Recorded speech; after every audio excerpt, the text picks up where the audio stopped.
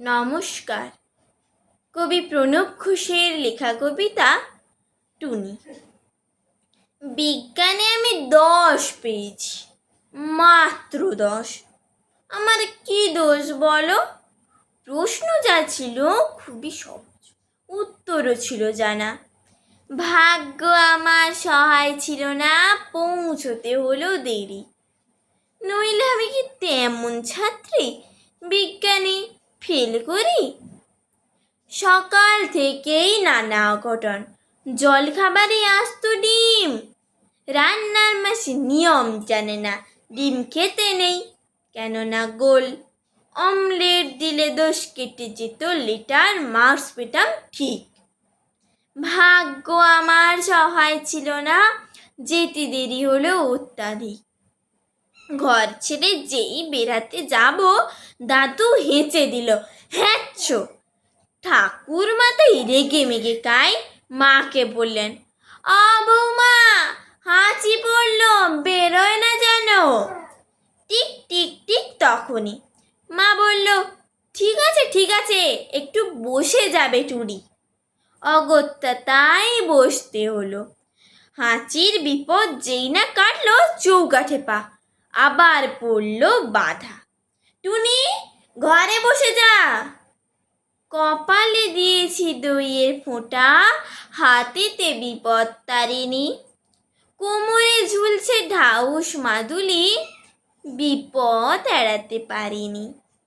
অতি সাবধানে ঘরের বাইরে যেই না গিয়েছি, কুটি বোন চেঁচিয়ে উঠল, দিদি দেখ দেখ, পাঁচিলে একটা পাখি, কি সুন্দর, হলদেটে ঠোঁট, লালচে চোখ আর বাদামি পিঠ।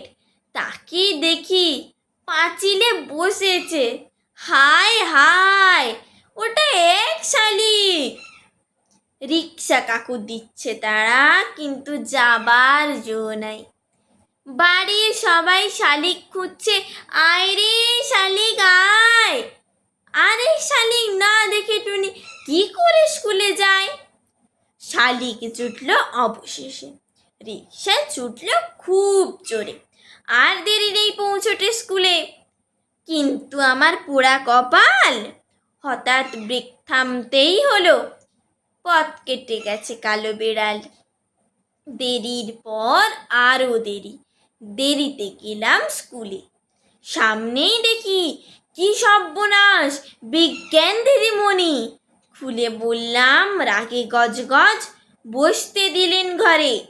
বিজ্ঞানের ছাত্রী হয়েও তুমি ডুবে আছো সংস্কারে। মুক্তমালা দিদিমণি অনেক বকাঝকার পর প্রশ্নপত্র এগিয়ে দিলেন, খাতা দিলেন। হঠাৎ সেই দেখি পলা নীলা শঙ্কে ভরা দিদিমণির হাতের আঙুলগুলো। বিজ্ঞানে আমি 10 পেয়েছি, মাত্র 10। আমার কি দোষ বলো? নমস্কার।